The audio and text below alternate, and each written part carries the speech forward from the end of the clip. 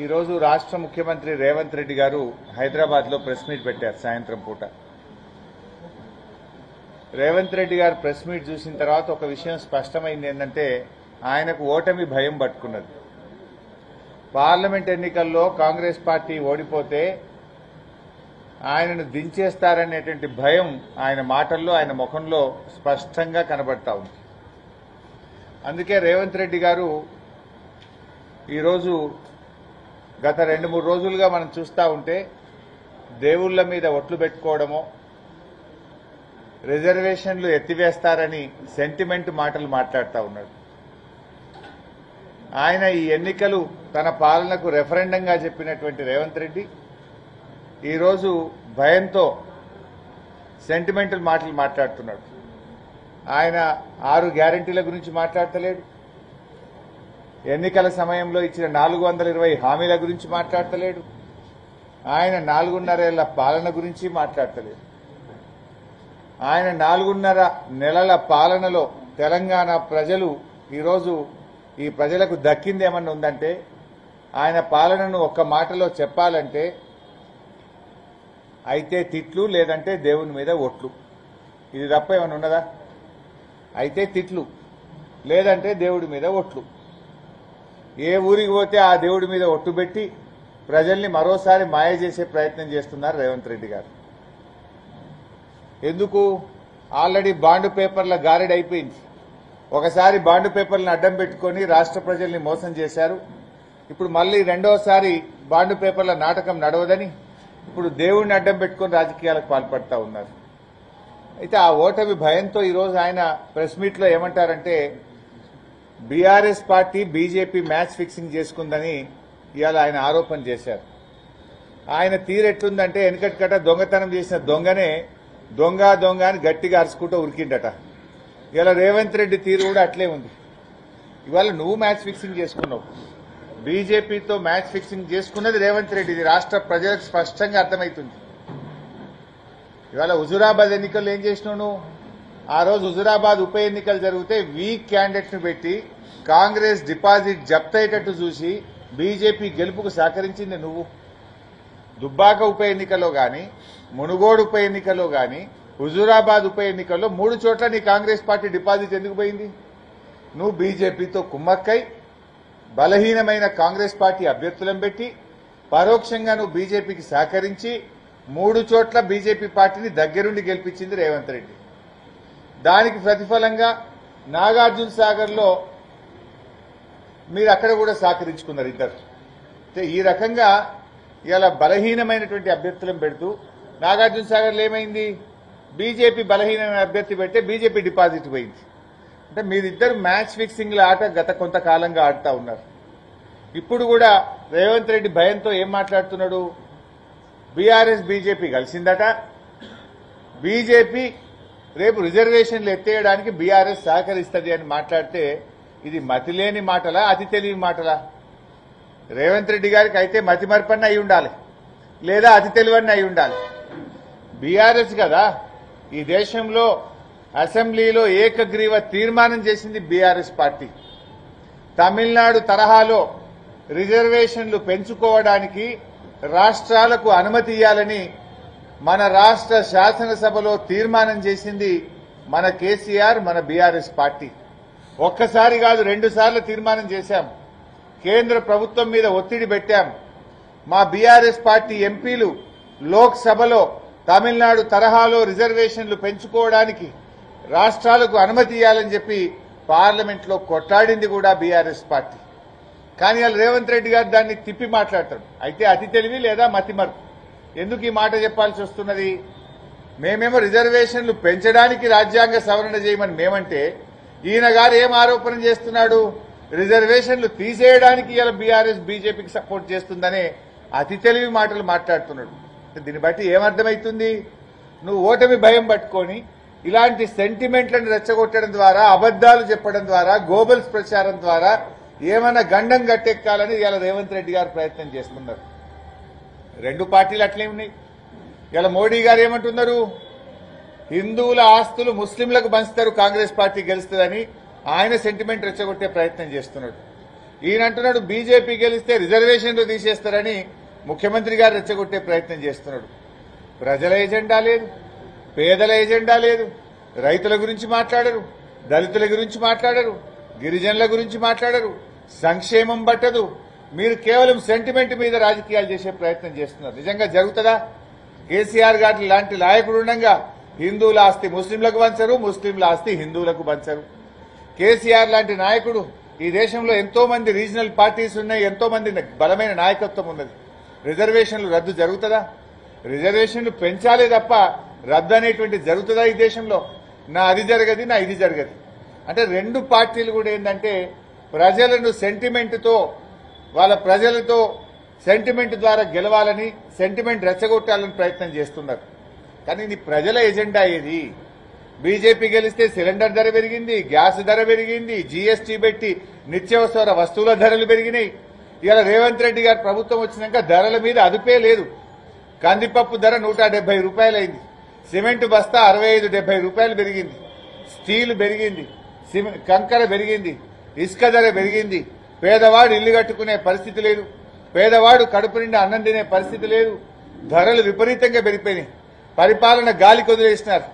ఇవాళ ఇవన్నీ కూడా దీని మీద ఎజెండా జరగాలి. కానీ ఇవాళ వీటిని అటు బీజేపీ పట్టించుకోదు, ఇటు కాంగ్రెస్ కూడా పట్టించుకోదు. పేదల ఎజెండా మర్చిండ్రు. ఇద్దరికి కూడా ఓటమి భయంతో ఇవాళ సెంటిమెంట్ చుట్టూ రాజకీయాలు తిప్పే ప్రయత్నం చేస్తున్నారు. విఘ్నులైన కరీంనగర్ ప్రజలు, మేధావులు, విద్యావంతులు, కవులు, రచయితలు, ఉద్యోగులు, ఉపాధ్యాయులు, మరి చదువుకున్నటువంటి విజ్ఞానవంతులందరూ కూడా ఆలోచించాలని చెప్పి కోరుతా ఉన్నా. 10 ఏళ్ల కేసీఆర్ గారు ఈ రాష్ట్రంలో త్రాగునీటి సమస్య పరిష్కారం చేసిండ్రు, విద్యుత్ సమస్య పరిష్కారం చేసిండ్రు, సాగునీటి రంగంలో మంచి అభివృద్ధిని సాధించారు, పేదల సంక్షేమం కోసం అనేక కార్యక్రమాలు తెచ్చారు. మరి అలాంటి పార్టీని ఇలా నిలబెట్టాల్సినటువంటి బాధ్యత, మళ్లీ గెలిపించాల్సినటువంటి బాధ్యత కరీంనగర్ గాని ఈ రాష్ట్రంలో మేధావులందరి మీద కూడా ఉంది. మీరందరూ కూడా ఆలోచించండి. ఈ రోజు ఈ దేశ రాజకీయాలు, ఈ రాష్ట్ర రాజకీయాలు ఏ రకంగా రెచ్చగొట్టడం ద్వారా లబ్ధి పొందాలని ప్రయత్నం చేస్తున్నారు. ప్రజల ఎజెండా పక్కకు పోయింది, కేవలం సెంటిమెంట్ ఎజెండాను ముందుకు తెస్తా ఉన్నారు. ప్రజలు ఈ దేశంలో, రాష్ట్రంలో ప్రభుత్వాలు ప్రజలకేం చేస్తాయో చెప్పాలి, ప్రజల ఎజెండా మీద చర్చ జరగాలి. కానీ వీళ్లు ప్రజల ఎజెండాను పక్కకు పెట్టి ఓటమి భయంతో రకరకాలుగా కుట్రలు చేస్తా ఉన్నారు. ఇవాళ నిజానికి బీసీల విషయంలో రేవంత్ రెడ్డి ఇవాళ ఎట్లా ఉన్నది? రేవంత్ రెడ్డి ఇవాళ ప్రెస్ మీట్ చూస్తే 1000 ఎలుకలు తిన్న పిల్లట తీర్థయాత్రలకు వెళ్లినట్లుంది రేవంత్ రెడ్డి తీరు. ఆయన ఏదో బీసీల మీద ప్రేమ ఉన్నట్టు మాట్లాడుతున్నాడు. అయ్యా రేవంత్ రెడ్డి గారు, బీసీలకు ఎమ్మెల్యే ఎన్నికల్లోనైనా ఎంపీ ఎన్నికల్లోనైనా అత్యధిక సీట్లు ఇచ్చింది బీఆర్ఎస్ పార్టీ. ఇవాళ అసెంబ్లీలో అతి ఎక్కువ శాతం బీసీ ఎమ్మెల్యేలు ఉన్నది మా బీఆర్ఎస్ పార్టీలా. నువ్వు బీసీలకు అన్యాయం చేసినావు. నీకు ఆ మాట్లాడే నైతిక హక్కే లేదు. బీసీల జనగణన జరగాలని అసెంబ్లీలో 2 సార్లు తీర్మానం చేసింది బీఆర్ఎస్ పార్టీ. బీసీలకు మంత్రిత్వ శాఖ పెట్టాలని కేంద్ర ప్రభుత్వం మీద ఒత్తిడి పెంచి అసెంబ్లీలో తీర్మానం చేసింది బీఆర్ఎస్ పార్టీ. ఇవాళ ఈ రకంగా బీసీల కోసం బాగా కృషి చేసినటువంటి పార్టీ ఇవాళ బీఆర్ఎస్ పార్టీ. ఇవాళ మీరు ఏ రోజు కూడా బీసీల సంక్షేమం పట్టుకోలేదు. మాటలు ఎక్కువ, చేతలు తక్కువ మీ. అందువల్ల నేను మీతో కోరేది ఒక్కటే, అందరూ ఆలోచించారు. ఇవాళ రాష్ట్ర ప్రజలకు కూడా రేవంత్ రెడ్డి ఏ రకంగా బీజేపీతో కుమ్మక్కైందో అర్థమైతా ఉంది. నువ్వు అదానిని పోయి అలాయి బలాయి చేసుకున్న నాడే నువ్వు బీజేపీ ఎట్లా కుమ్మక్కైందో అర్థమైంది. ప్రధానమంత్రి గారి పర్యటనలో బడే భాయ్ ఆగే భీ తుమారా ఆశీర్వాద్ చాహియే అని నువ్వు బహిరంగంగా అన్న రోజే నువ్వు బీజేపీతో కుమ్మక్కైంది అర్థమైతా ఉంది. ఇలా ఆజ్ తక్ ఇంటర్వ్యూలో ఢిల్లీలో నువ్వు మాట్లాడినప్పుడు కూడా బీజేపీకి ఓటేయండి అని బహిరంగంగానే నువ్వు చెప్పినప్పుడే నిజ స్వరూపం బయటపడ్డది. ఇవాళ కరీంనగర్ లో కూడా అదే జరుగుతా ఉంది. నువ్వు నామినేషన్లు రేపు లాస్ట్ డేట్ అనేదాకా క్యాండిడేట్ ను ఫైనల్ చేయకపోవడం వెనుకున్న రహస్యమేంది?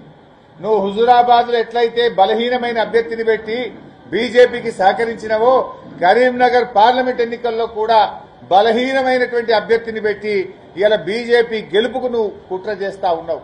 ఈ విషయాలు అర్థమైనాయి కరీంనగర్ ప్రజలకు. కరీంనగర్ ప్రజలు కూడా అందుకే ఒక విద్యావంతుడు, ఒక మేధావి, అభివృద్ది సాధకుడు ఇవాళ తెలంగాణ కోసం ఆనాడు ఉద్యమంలో పనిచేసిండు. ఇవాళ కరీంనగర్ కు మరి ఎంతో గొప్పగా ఇటు రైల్వే లైన్ గాని, స్మార్ట్ సిటీ గాని, కానే కాదన్న పనులను కరీంనగర్కు సాధించినటువంటి వినోద్ కుమార్ లాంటి వ్యక్తి ఈరోజు కరీంనగర్ ఎంపీ కావాలని ఈ జిల్లా ప్రజలు కోరుకుంటున్నారు. మేధావులు, విజ్ఞులు అందరూ కూడా ఆలోచించారు. మరి కేంద్రంలో బీజేపీ ప్రభుత్వం ఉన్నా మరి ఈయన గారు ఒక్కటన్నా సాధించిండా? ఏం సాధించిండు కరీంనగర్ కు? మాటలు తప్ప ఏమున్నాయి? వినోదన్న కేంద్రంలో వేరే ప్రభుత్వం ఉన్నా తన శక్తి యుక్తులను ఉపయోగించి అసలు అవకాశం లేకుండా స్మార్ట్ సిటీ సాధించిండు. మధ్యలో రైల్వే లైన్ ఆనాడు కేంద్ర మంత్రిగా కేసీఆర్ శాంక్షన్ చేస్తే మూలకు పడితే ఎంపీగా ఇవాళ కరీంనగర్ రైల్వేను ఉరుకులు పరుగులు పెట్టించింది వినోద్ కుమార్ గారు. అందువల్ల ఇవాళ వినోదన్న గెలవాల్సినటువంటి అవసరం. కరీంనగర్ అభివృద్ధి కొనసాగాలన్నా, కరీంనగర్ మేలు జరగాలన్నా ఇవాళ వినోద్ కుమార్ గారు గెలవాల్సినటువంటి అవసరం ఉంది. సంజయ్ గారి మాటలు డొల్లా అని ప్రజలకు అర్థమైంది. నువ్వు హైదరాబాద్ జీహెచ్ఎంసీ ఎన్నికల్లో కూడా అదే చెప్పినావు కదా, బండి పోతే బండి, కారు పోతే కారు, ఇల్లు పోతే ఇల్లు అన్ని ఇస్తాను. గెలిచినాక ఏమైంది? ఏమైనా జరిగిందా? హైదరాబాద్ ప్రజలకు ఏమైనా ఒరిగిందా? నువ్వు కేవలం మాటలు చెప్తావు తప్ప చేతల్లో ఏమి చెయ్యలేడు అని కూడా ఇవాళ హైదరాబాద్ ప్రజలకు అర్థమైంది, కరీంనగర్ ప్రజలకు అర్థమైంది. నేను గెలిపించిన కార్యకర్తల్ని ఏ రోజైనా పట్టించుకున్నావాను? బీజేపీ కార్యకర్తల్ని కష్ట సుఖాలను ఎప్పుడన్నా ఆలోచించినావా? అందుకే ఇవాళ కరీంనగర్ లో అన్ని వర్గాల ప్రజలు కూడా వినోద్ కుమార్ గారు గెలవాలని చెప్పి కోరుకుంటా ఉన్నారు. ముఖ్యంగా రేవంత్ రెడ్డి గారి వ్యాఖ్యల్ని నేను తీవ్రంగా ఖండిస్తా ఉన్నా. రేవంత్ రెడ్డి గారు కేవలం ఓటమి భయంతో అటు దేవుడి మీద ఒట్లు పెట్టడమో, ఇటు రిజర్వేషన్ల ముసుగులో కొత్త డ్రామాకు ఆయన తెరలేపినాడు. కానీ రేవంత్ రెడ్డి గారు గుర్తుపెట్టుకోవాల్సింది ఒకటే, ప్రజలు నీ ఒక్కసారి నువ్వు మోసం చేయగలుగుతావు గానీ ఎప్పుడూ మోసం చేయలేవు. మొన్న 6 గ్యారంటీలతోనో, బాండ్ పేపర్లతోనో, సోనియా గాంధీ గారి లేఖలతోనో నువ్వు అత్యవసర మెజార్టీతో 64 సీట్లతో ప్రభుత్వం ఏర్పాటు చేసినావు. కానీ ఇలా పార్లమెంట్ ఎన్నికల్లో నీ పీఠం కదిలింది. కేసీఆర్ గారు బస్సు యాత్రతోని ఈ రాష్ట్ర ప్రజలు ఇవాళ అందరూ కూడా బీఆర్ఎస్ వైపు చూస్తున్నటువంటి పరిస్థితి ఉంది. ఇలా కరీంనగర్ లో మీ ప్రభుత్వం వచ్చింది. ఇవాళ నేను కోతిరాంపూర్ ఏరియాలో పాదయాత్ర చేసి ఇక్కడికి రావడం జరిగింది. అక్కడ మహిళలు చెప్తున్నారు, బిడ్డ కేసీఆర్ ఉండగా రోజు మంచినీళ్ళు వచ్చినాయి, ఏమైందేమో ఈ కాంగ్రెస్ వాళ్ళు వచ్చి 4 నెలలు కాలేదు, దినం తప్పించి దినం నల్లొస్తుంది బిడ్డ, మురికి నీళ్లు వస్తున్నాయి బిడ్డ అని మహిళలు ఇవాళ మేము పాదయాత్ర చేస్తుంటే కరీంనగర్ పట్టణ ప్రజలు చెప్తా ఉన్నారు. ఏమైంది? 5 ఏళ్లు కేసీఆర్ హయాంలో ప్రతిరోజు త్రాగునీరు వస్తదెట్లా, ఇవాళ మీరు రాగానే రాదెట్లా అని అడుగుతా ఉన్నారు. మీరు ఇంకోటి కూడా ఆలోచించండి. ఈ మధ్యకాలంలో మీరు గమనిస్తే బీజేపీ కాంగ్రెస్ కుమ్మక్కైందనడానికి మీ బండి సంజయ్ గారి వ్యాఖ్యలే ఉదాహరణ కదా. ఆయన ఏమన్నాడు? రేవంత్ రెడ్డి ఒక ఫైటర్, రేవంత్ రెడ్డి ఒక మంచి లీడర్ అని ఎవరు కితాబిచ్చిండ్రు? బండి సంజయ్ రేవంత్ రెడ్డికి కితాబిచ్చిండ్రు. అరవింద్ గారు, నిజామాబాద్ ఎంపీ గారు ఏమంటాడు? నువ్వు చాలా మంచి నాయకుడివి, నువ్వు బీజేపీలో చేరు, ఆయనకు ఆఫర్లు ఇస్తున్నాడు. ఎవరు? అరవింద్ కుమార్ గారు, నిజామాబాద్ ఎంపీ గారు. అంటే ఇవాళ మీరు కుమ్మక్కైనారు. లోపల మీరు మాట్లాడుకొని రేవంత్ రెడ్డి గారిని బండి సంజయ్ పొగుడతాడు, బండి సంజయ్ని రేవంత్ రెడ్డి పొగుడతాడు. రేవంత్ రెడ్డి గారు పోయి ప్రధాని మోడీ గారిని పొగుడుతుంటాడు, అదానితో అలాయి బలాయి చేసుకుంటాడు. ఇవన్నీ కూడా ఇవాళ రాష్ట్ర ప్రజలకు అర్థమైతా ఉన్నాయి ఎవరెవరితో కుమ్మక్కైనరు. అందువల్ల విజ్ఞులైనటువంటి కరీంనగర్ ప్రజలు రేపటి 5 ఏళ్లలో ఈ కరీంనగర్ మళ్లీ అభివృద్ధిలో పరుగులు పెట్టాలన్నా, మన అభివృద్ధి ముందుకు పోవాలన్నా ప్రశ్నించే గొంతును, అభివృద్ధి సాధకుడిను వినోద్ కుమార్ గారిని గెలిపించారు. ఆయన ఎన్నిసార్లు గలం విప్పాడు? సంజయ్ గారు వినోద్ కుమార్ గారు పార్లమెంట్ లో మాట్లాడిన దాంట్లో 10% అన్న పార్లమెంట్ లో మాట్లాడిండా? 10% అన్న మాట్లాడిండా? ఈడ కాంగ్రెస్ క్యాండిడేట్ అయితే 10 ఏళ్ల నుంచి కరీంనగర్కే దూరంగా ఉన్నాడు, కరీంనగర్ తో సంబంధాలే కోల్పోయింది. ఆయన తెచ్చి ఇలా సడన్ గా కరీంనగర్ ఎంపీ పెట్టడం అంటే ఇది పరోక్షంగా ప్రత్యక్షంగా బీజేపీతో కుమ్మక్కే, బీజేపీకి సహకరించడమే. ఇది పూర్ క్యాండిడేట్ ను పెట్టింది. అంటే అసలు ఎవరిని అడిగినా కరీంనగర్ లో ఆ కాంగ్రెస్ అది ఎక్కడుంది, 3rd ప్లేస్, గంత వీక్ క్యాండిడేట్ అని ఇలా ఎవరైనా మాట్లాడే పరిస్థితి ఉన్నది. అట్లాంటి ఒక పూర్ క్యాండిడేట్ ను పెట్టడం అంటే కాంగ్రెస్ పార్టీ ఇలా బీజేపీతో కుమ్మక్కైంది. ఈ కుమ్మక్కు రాజకీయాలకు ఇలా చరమగీతం పాడాలి, ప్రజలు బుద్ధి చెప్పాలి. కరీంనగర్ విజ్ఞులైనటువంటి కరీంనగర్ ప్రజలు ఈ బీజేపీ కాంగ్రెస్ కుమ్మక్కు రాజకీయాలకు తగిన శాస్తి చెప్పి 13వ తారీఖు నాడు మీ ఓటుతో ఆ 2 పార్టీలకు గుణపాఠం చెప్పాలని, వినోద్ కుమార్ గారిని గెలిపించాలని ప్రార్థిస్తున్నాం. Thank you.